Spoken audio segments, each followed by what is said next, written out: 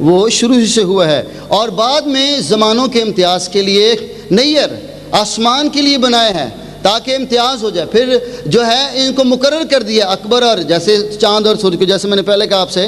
تو بھائی میرے، اس میں کوئی ایسا ہیر پھیر نہیں ہے جو بات سمجھنے والی نہ ہو. یہ سادہ سی باتیں، اس میں کوئی اتنا جو ہے وہ ایسی کمپلیکیشنز نہیں ہیں، ویری سمپل. آپ دیکھیں کہ جب چاند نہیں ہوتا تو کیا روشنی نہیں ہوتی؟ یا جب صبح آپ ارلی اٹھتے ہیں اور جب سورج نہیں نکلتا ہے کیا اس وقت روشنی نہیں ہوتی ہے؟ سو یہ زمانوں کے امتیاز کے لیے، نہ کہ کسی یہ اور پر. تو آپ دیکھیں یہ تیسری آیت میں، اور خدا نے کہا روشنی ہو جا، اور روشنی ہو گئی. اس سے آگے کچھ نہیں ہے. آپ دیکھیں سورج اور چاند ستاروں کا پھر آگے جا کے آپ کو ملے گا کہ خدا نے 14ویں آیت میں اس کو جو ہے وہ تخلیق کیا ہے. تو اس میں کوئی ایسی کمپلیکیشن نہیں ہے جو آپ سمجھ نہ سکیں. روشنی، اب ہم جو ہیں وہ روحانی طور پر ہم کہیں گے کہ یہ، اور جو ہے یہ روحانی طور پر ہم جب اس کو لیتے ہیں تو ہم کہتے ہیں کہ جی یہ تاریکی جسمانی کام اور روحانی کام، ان کے درمیان جو ہے وہ ایک فضا قائم ہے جس کو روحانی تاریکی کا نام دیا جاتا ہے. لیکن یہاں پر یہ مقصد نہیں ہے. یہاں پر جو میں آپ کو بتاؤں گا وہ یہ ہے کہ خدا نے جو ہے اس سے پیشتر کے سورج بناتا روشنی کا پہلے ہی سے وجود رکھا ہے، اور خدا تو خود نور ہے، یاد رکھیے گا. اور جب ابتدا میں تھا تو وہ اس کے نور ہی سے ساری چیزیں جو تھی.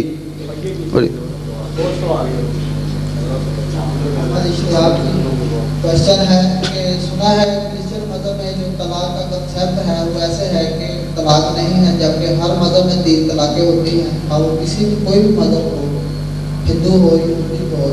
لیکن یہاں یہ کنسیپٹ سنا ہے کہ طلاق کا جو یہاں مسئلہ ہے، اگر عورت یا مرد اپنی مرضی سے کسی دوسرے سے شادی کر رہے تو پچھلے والے کو پہلے والے کو خود بخود طلاق ہو جاتی ہے. اس کے بارے میں اسلام کے لیے وضاحت کریں. طلاق اچھی بات نہیں ہے اور نہ ہی اچھا کام ہے.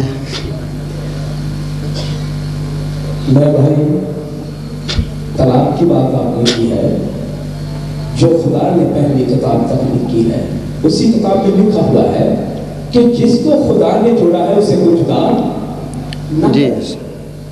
کیونکہ شروع سے آدم اور حوا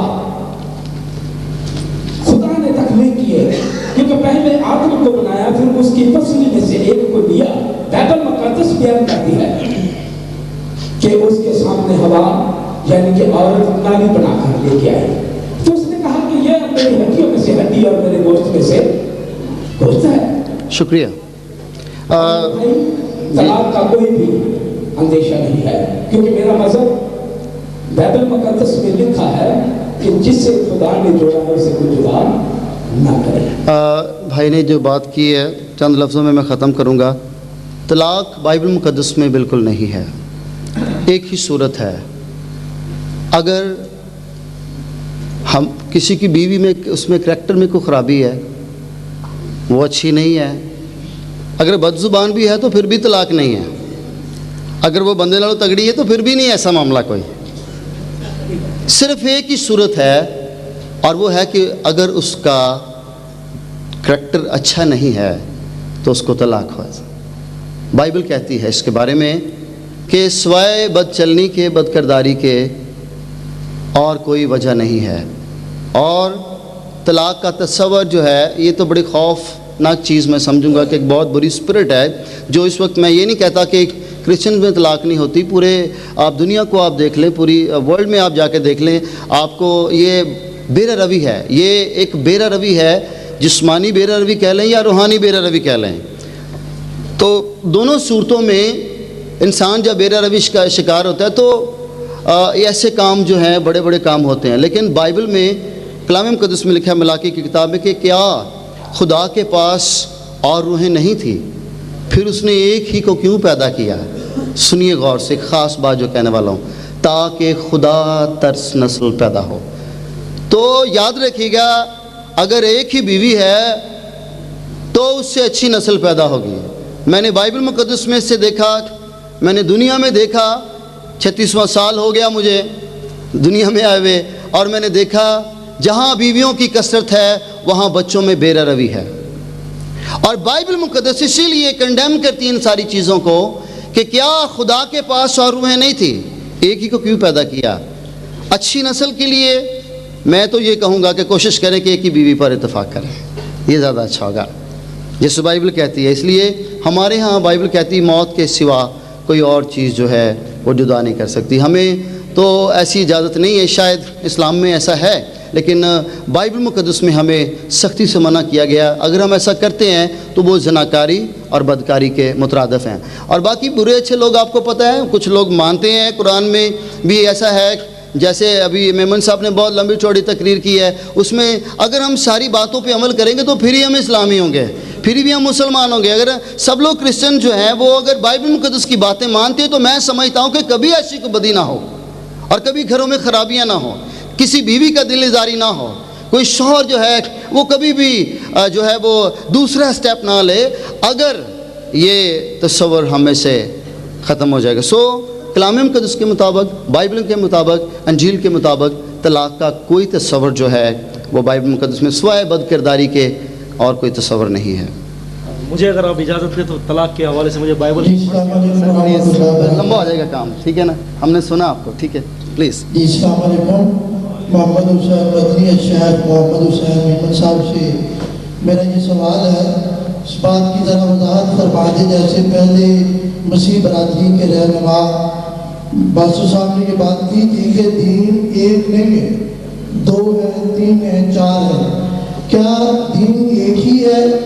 محمد حسین میمن صاحب سے میرا یہ سوال ہے، اس بات کی ذرا وضاحت فرما دیں. دوسری بات یہ ہے، انہوں نے یہ کہا کہ مسیح عیسائی مذہب جو ہے وہ پہلے ہے.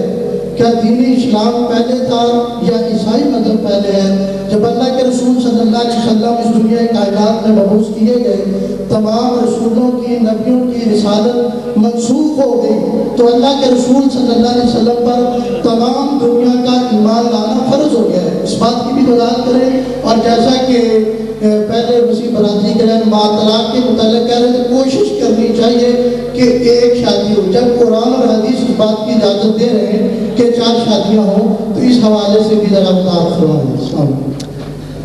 آپ کے سوال بہت سارے ہو گئے، میں کوشش کروں گا ایک ایک کر کے. کوشش یہ کرنی تھی آپ کو کہ ایک ایک کر کے آپ سوال کرتے. پیچھے سے چلتا ہوں میں طلاق سے، کیونکہ میری کوشش تھی کہ ایک جو ہے وہ ورس سنانے کا بائبل کے حوالے سے، تو میرے فاضل دوست نے کہا کہ ابھی ٹائم نہیں ہے. اللہ تعالیٰ نے خود بخود مجھے ٹائم دے دیا. الحمدللہ میں مانتا ہوں کہ میں اسلام کی ترجمانی کرنے آیا ہوں اور عیسائیت اور اسلام میں یکسانیت کا ذکر کرنے آیا ہوں. طلاق کا قانون بائبل کے اندر کس جگہ موجود ہے وہ حوالہ میں کوٹ کر دیتا ہوں آپ کو. اس کا ذکر ہے بک آف ڈیٹانومی میں، چیپٹر نمبر 1 اور ورس نمبر 24 کے اندر لکھا ہے کہ جب کوئی عورت بیہودہ کام کرے، انہوں نے صحیح کہا، میں تصدیق کرتا ہوں، تو آپ ان کو طلاق دے دیں اور گھر سے نکال دیں. قرآن مجید اور کہیں بھی عورت کو طلاق دینے کا حکم موجود نہیں ہے. اگر ہم آؤٹ آف کانٹیکسٹ بات کریں گے تو مزید کھچڑیاں پک جائیں گی. ہے جی، یہی ہے، بالکل ٹھیک ہے. الحمدللہ حوالہ میں نے دیا، تصدیق انہوں نے کی. تو اگر ہم کانٹیکسٹ کے مطابق بات کریں گے تو بات ہمیں سمجھ میں آ جائے گی. میں مثال دیتا ہوں. اگر کوئی کہتا ہے کہ جی اللہ تعالیٰ کہتے ہیں وَلَا تَقْرَبُوا الصَّلَاةَ، نماز سے قریب نہ جاؤ، اور وہ آیت پیش کرتا ہے سورہ نساء سورہ نمبر 4 آیت نمبر 43 کی، تو کیا وہ صحیح کہتا ہے؟ وہ آؤٹ آف کانٹیکسٹ ذکر کر رہا ہے. کیا کر رہا ہے؟ اللہ تعالیٰ کہتے ہیں وَلَا تَقْرَبُوا الصَّلَاةَ وَأَنْتُمْ سُكَارَىٰ، آپ نماز سے قریب مت جائیں جب آپ نشے کی حالت میں ہوں. اس وقت ابھی نشہ کرنا حرام نہیں ہوا تھا، بعد میں پھر سورۃ المائدہ کی آیت نمبر 90 میں مکمل طور پر نشے کو اور شراب کو حرام کر دیا. تو لہذا اگر کوئی شخص آؤٹ آف کانٹیکسٹ ذکر کرتا ہے تو وہ اس کی غلطی ہے. قرآن اور صحیح حدیث کے اندر، میں طالب علم ہوں قرآن اور صحیح حدیث کا، کہیں کوئی ایسی آیت اور نہ کہیں کوئی ایک صحیح حدیث میں لکھا ہے کہ آپ بیوی کو طلاق دیں، بلکہ محمد صلی اللہ علیہ وسلم نے فرمایا، اس کا ذکر صحیح بخاری کتاب الطلاق کے اندر، صحیح مسلم، ابو داؤد، ترمذی، ابن ماجہ، سنن نسائی، مسند امام احمد، مسند ابی یعلا، کئی کتب حدیث کے اندر موجود ہے۔ اللہ کے رسول صلی اللہ علیہ وسلم نے فرمایا کہ عورت پسلی سے پیدا کی گئی ہے، اگر آپ اس کو سیدھا کرنے کی کوشش کریں گے توڑ دیں گے۔ آپ سب نے فرمایا اس کے ساتھ حسن سلوک کو قبول کرو، حسن سلوک کو قبول کریں۔ آپ نبی صلی اللہ علیہ وسلم نے واضح کر دیا اپنی تعلیم میں کہ اگر کوئی بیوی کی بات آپ کو بری لگتی ہے، کوئی بیوی کی بات اگر آپ کو بری لگتی ہے تو آپ اس کی اچھائی کی طرف دیکھو۔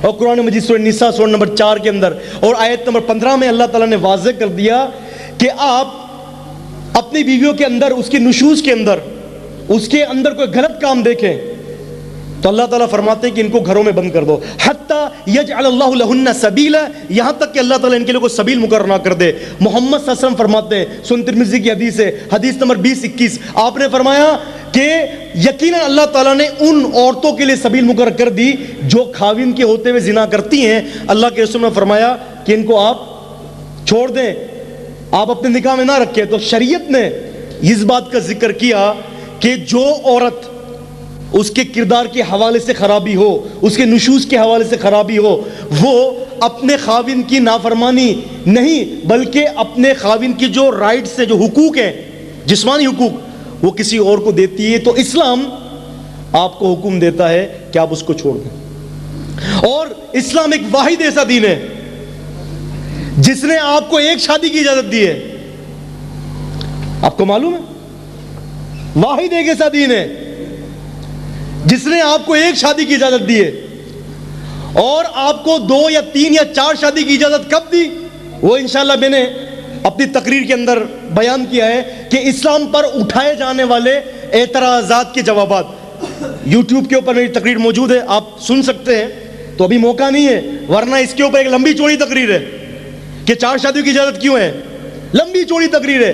اسلام نے آپ کو ذکر کیا، اس کا ذکر سورہ نساء سورہ نمبر 4 کے اندر آیت نمبر 3 میں ہے۔ اللہ تعالیٰ نے کہا کہ فَانْكِحُوا مَا طَابَ لَكُمْ مِنَ النِّسَاءِ مَثْنَى وَثُلَاثَ وَالرُّبَاعَ، آپ نکاح کریں عورتوں سے 2 2 3 3 4 4، لیکن اگر آپ اس بات سے ڈرتے ہیں کہ آپ اس میں جسٹس نہیں کر سکیں گے تو آپ کے لیے ایک ہی کافی ہے، آپ کے لیے ایک ہی بہت ہے۔ اور آج اس وقت دنیا کے اندر آپ کو معلوم ہے تعداد کے اعتبار سے مرد زیادہ ہیں، عورتیں کون ہیں؟ عورتیں زیادہ ہیں۔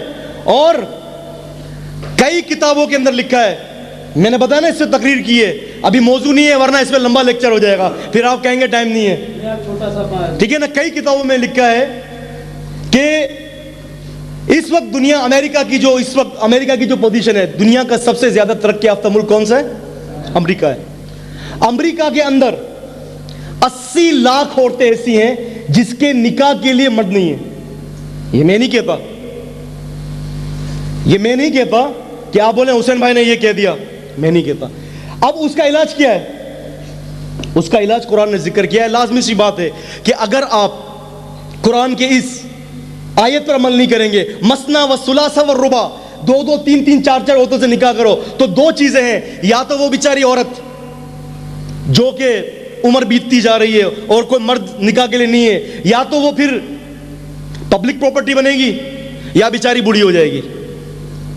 تو اللہ سبحانہ و تعالیٰ نے قرآن و صحیح حدیث کے اندر اس برائی کو روکا کہ وہ عورت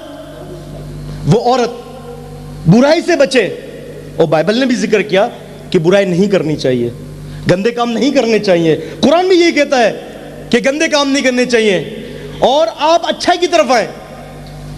وَلَا تَقْرَبُوا الزِّنَا، اللہ تعالیٰ کہتے ہیں زنا کے قریب بھی بھٹکنا، اور یہاں وَلَا تَقْرَبُوا الزِّنَا، اس سے مراد کیا ہے؟ اگر آپ عربی جانتے ہوں گے تو تقربو سے مراد یہ نہیں ہے کہ زنا کوئی چیز ہے کہ قریب چلے گئے، زنا کے قریب بھی مت جانے سے مراد یہ ہے کہ زنا کے بارے میں سوچنا بھی نہیں،